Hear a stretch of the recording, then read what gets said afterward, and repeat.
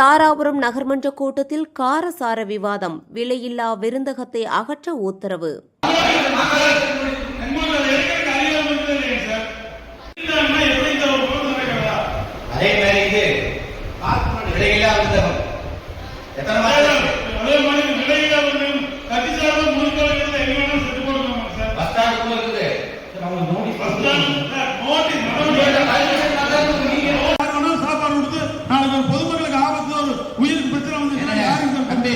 இன்னைக்கு இந்த 2 செட் எடுக்கணும். அப்படி எடுக்கலைன்னா நாளைக்கு கலெக்டர் இங்க வர்றார் அப்படி நம்ம ரோட்ல உட்காந்துக்கலாம்.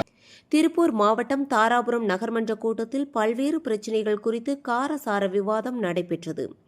நகராட்சியின் அனுமதியின்றி பேருந்து நிலையத்தில் செயல்பட்டு வரும் தளபதி விஜயின் விலையில்லா விருந்தகம் அகற்றப்பட வேண்டும் என நகர்மன்ற தலைவர் அதிகாரிகளுக்கு உத்தரவிட்டார்.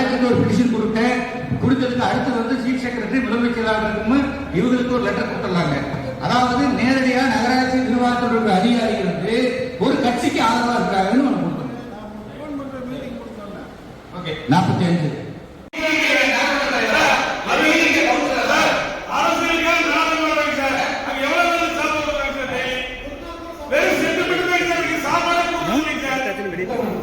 யார் சொன்னாங்க?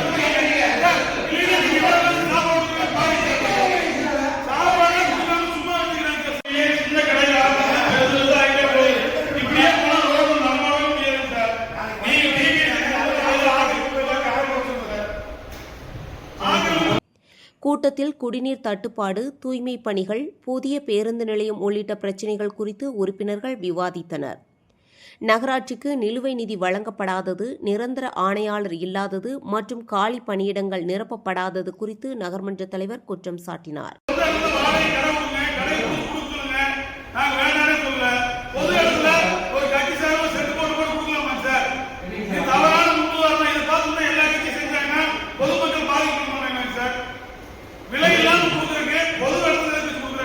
மேலும் நகராட்சி மேற்கொள்ளும் பணிகளை அரசியல் ரீதியாக தவறாக சித்தரிப்பதாகவும் அவர் தெரிவித்தார். இதற்கிடையில் தீர்மானங்கள் நடைமுறைக்கு வரவில்லை என கூறி அதிமுக கவுன்சிலர் நாகராஜ் வெளிநடப்பு செய்தார்.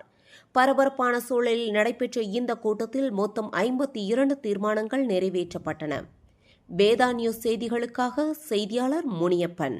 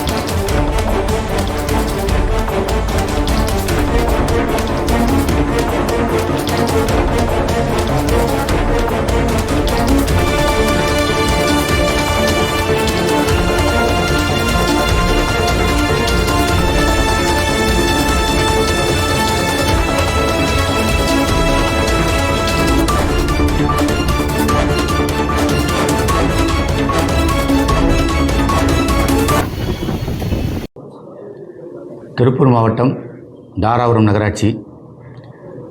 இந்த நகராட்சியில் முன்னாள் முதல்வர் முத்தமிழறிஞர் டாக்டர் கலைஞர் அவருடைய வாரிசாக எங்களுடைய முத்துவேல் கருணாநிதி ஸ்டாலின் அவர்கள் பல திட்டங்களை எங்களுக்கு கொடுத்திருக்கிறார். பேருந்து நிலையம் முதன்மையான திட்டம். கிட்டத்தட்ட 553 லட்சம் நிதி ஒதுக்கி மார்ச் 15 அன்று, அதாவது கோட் ஆஃப் கான்ட்ராக்ட் ஆரம்பிக்கப்பட்டது. அன்று ஆரம்பிக்கப்பட்டதிலிருந்து இன்று வரை எந்த ஒரு துளி வேலை கூட நடைபெறவில்லை. காரணம் கேட்டால் எங்களுக்கு மேலிடத்திலிருந்து அனுமதி பெற வேண்டும் என்று சாக்குப்போக்கு சொல்லிக் கொண்டிருக்கிறார்கள். ஆனால் அங்கு 95% பணிகள் முடிவுற்ற நிலையிலும் கூட இந்த பணியை ஏன் காலதாமதம் செய்து பொதுமக்களுக்கு இடையூறு செய்கிறார்கள்? பொதுமக்களுக்கான இது ஆட்சியா, இல்லை பொதுமக்களுக்கு இடையூறு செய்கின்ற ஆட்சியா என்று எங்களுக்கு தெரியவில்லை. நிதி ஒதுக்கப்பட்டு விட்டது. அந்த நிதியை எடுத்து பணி செய்வதற்கு என்ன பிரச்சனை? இதுவரை நிர்வாக அதிகாரிக்கும் நகராட்சி பகுதியில் வாழ்கின்ற மக்களுக்கு குடிநீர் அல்லாத பிற பயன்பாட்டிற்கும், அதே மாதிரி பூங்காக்களில் இருக்கின்ற செடிகள், கொடிகள், மரங்கள் வளர்ப்பதற்கும், மற்ற இதர பயன்பாட்டிற்கும் பயன்படுத்துவதற்கு நகராட்சிக்கு மட்டுமே பயன்படுத்த வேண்டும் என்பதையும் இந்த நகரமன்றத்தில் தீர்மானம் கொண்டு வரப்பட்டிருக்கிறது. சுத்திகரிப்பு பணிகள் வந்து கம்ப்ளீட் ஆயிடுச்சுங்களா? கிட்டத்தட்ட நெருங்கும் தருவாயில் வந்துருச்சு. அதான் எல்லாமே தொடர்ந்து இவர்களுடைய நிர்வாகம். இப்போ யாரை நாங்கள் கேட்குறது? இப்போ சம்மந்தப்பட்ட அமைச்சர் இருந்தாங்கன்னா, ஒரு நகராட்சி நிர்வாகத்தில் ஒரு அமைச்சர் இருந்தாங்கன்னா அந்த அமைச்சர்கிட்ட போய் நம்ம கோரிக்கை வைக்கலாம். இப்போ டைரெக்டாக சிஎம்ஏ அமைச்சராக இருக்கிறனால இந்த பணியை போய் யார்கிட்ட கேட்குறது? அவர் நேரடி சிஎம், அதாவது நகராட்சி நிர்வாகத்தை நேரடியாக அதில் எந்த கவனமும் இந்த 2 மாதத்தில் ஒரு புதிய திட்டங்களோ எந்த இதோ ஒன்றும் இல்லைங்க. தாராபுரத்தில் ஒரு கொடுமை என்னென்னு கேட்டிங்கன்னா, கடந்த மார்ச் 5க்கு பின்னாடி இங்கே நிரந்தர கமிஷனர் இல்லை, நிரந்தர நகராட்சி பொறியாளர் இல்லை, இன்னும் 10 நாளில் மேலாளர் ரிட்டையர்டு, அக்கௌண்டன்ட் இல்லை, அதே மாதிரி வருவாய் உதவி ஆய்வாளர்கள் அவங்க 2 பேர் இல்லை, ஜூனியர் அசிஸ்டண்ட் இல்லை, அசிஸ்டண்ட் இல்லை, இன்னொரு டிபிஐ இல்லை, டிபிஓ இல்லை, ஏஇஎல் இல்லை, அசிஸ்டண்ட் என்ஜினியர் இல்லை. இப்படி அடிப்படை நகராட்சிக்குள்ளே ஒரு செட்டை அமைத்து கொண்டு அதில் விருந்து கொடுப்பதே இல்லை. ஆனால் அங்கள் மது போதகர்களும், அதாவது மது சம்பந்தமானவர்களும் உள்ளே இரவு நேரங்களில் படுத்துக்கொண்டு அதாவது சட்டத்துக்கு புறம்பான செயல் நடந்து கொண்டிருக்கிறது. இதை அப்புறப்படுத்துங்கள் என்றால் நாங்கள் ஆளுங்கட்சி என்று மிரட்டல் தோரணையிடம் அதிகாரிகளை மிரட்டுகிறார்கள். இது கிட்டத்தட்ட 2 மாதங்கள் ஆகிவிட்டது. எங்களுடைய பஸ் ஸ்டாண்டுடைய பணி, காம்பவுண்டு கட்டுகிற பணி, இதனால் எங்களுக்கு இடையூறு வருகிறது. ஆளுங்கட்சியால் மக்களுக்கு இடையூறு ஏற்படுகிறதே தவிர பயன் 10 பைசா இல்லை. பூலாம் ரீல்ஸ் ஆட்சியாக இருக்கிறது.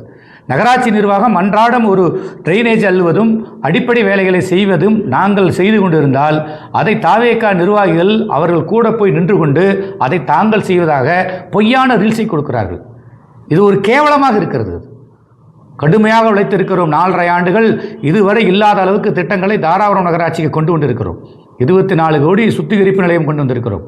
அது மட்டுமல்ல, இப்போ அடிப்படை தேவையை கருத்தில் கொண்டு ஆம்னி பஸ், அதாவது தனியார் பேருந்துகள் சென்னை பெருநகரங்களுக்கு, வெளிமாநிலங்களில் இருக்கிற பெங்களூர், கன்னியாகுமரி, இப்படி தூர தொலைவில் இருக்கிற பகுதிகளுக்கெல்லாம் பணியாளர் அவர்களுக்கும் சம்பந்தப்பட்ட அதிகாரிகளுக்கும் பலமுறை கடிதம் கொடுத்து விட்டார். ஆனாலும் கூட இதுவரை எந்த பணியும் முறையாக நடைபெறுவது இல்லை. என்ன காரணம் என்று தெரியவில்லை. இது திராவிட முன்னேற்ற கழகம் கொண்டு வந்த திட்டம் என்று பார்க்காதீர்கள். அது மக்களுக்கான அடிப்படை தேவை என்கின்ற சூழலை கருத்தில் கொள்ளுங்கள்.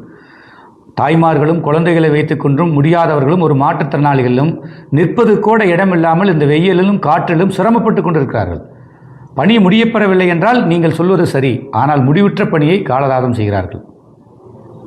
அதேபோல அமராவதி ஆற்றிலே தொடர்ந்து நாங்கள் கோரிக்கை வைத்ததன் அடிப்படையிலே ஒரு குறிப்பிட்ட கன அடி தண்ணீரை எடுத்து விட்டார்கள். அந்த தண்ணீர் எங்களுக்கு வந்து சேருவதற்கு 7 நாட்கள் ஆகிவிட்டது. 7 நாள் ஆன பின்பும் அந்த குறிப்பிட்ட நீர், அதாவது முழுமை பெறவில்லை.